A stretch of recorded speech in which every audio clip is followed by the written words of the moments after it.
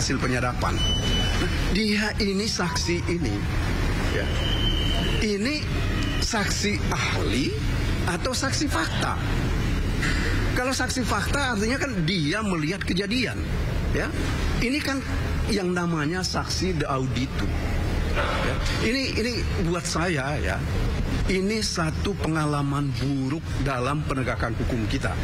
Karena biasanya saksi-saksi perbalisan itu selalu diperiksa mengenai tindakan orang, ucapan orang, ya, ketika mereka sedang diperiksa. Bukan seperti ini caranya.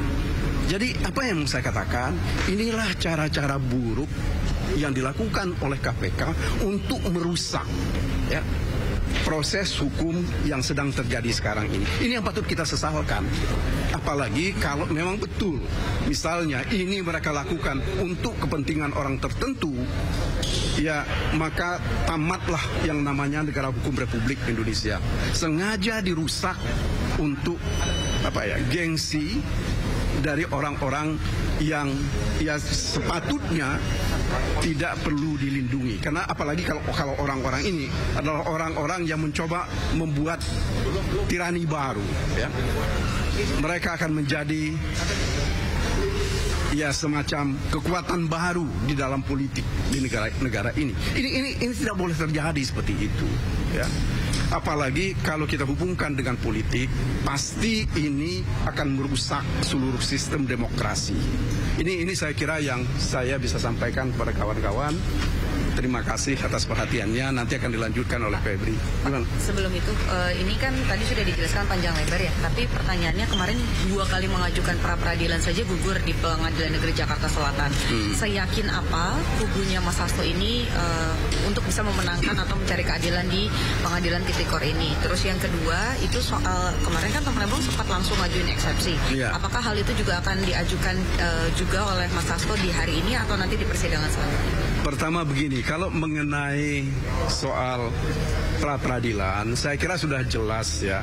2 pra-peradilan ini yang sudah diputus, ya.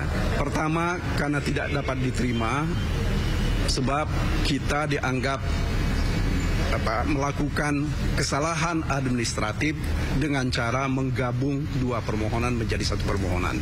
Yaitu itu pendapatnya hakim, ya. Meskipun buat saya pendapat seperti ini ya pendapat yang tidak ada dasarnya, ya. Karena tidak ada aturan yang melarang orang menggabung 2 masalah hukum dalam 1 permohonan pra peradilan. Karena begini, di dalam praktek hukum kita, baik dalam perdata maupun pidana, penggabungan perkara itu hal yang biasa, seperti yang terjadi sekarang hari ini, ya. Hari ini Mas Hasto ini digabung didakwa dengan 2 dakwaan dalam 2 perbuatan pidana dalam 1 surat dakwaan, ya. Jadi sebenarnya itu bisa kita perdebatkan. Kemudian yang kedua mengenai penolakan atau gugurnya permohonan pra peradilan yang kemarin yang dilakukan. Seperti saya sampaikan beberapa hari yang lalu, ini adalah memang ada skenario, ya, yang dibuat sedemikian rupa supaya permohonan pra peradilan kami ini gugur. Apalagi, ya, proses dalam terkait dengan penyerahan tahap 2 itu kemudian pelimpahan berkas perkara itu kan cuma 1 hari.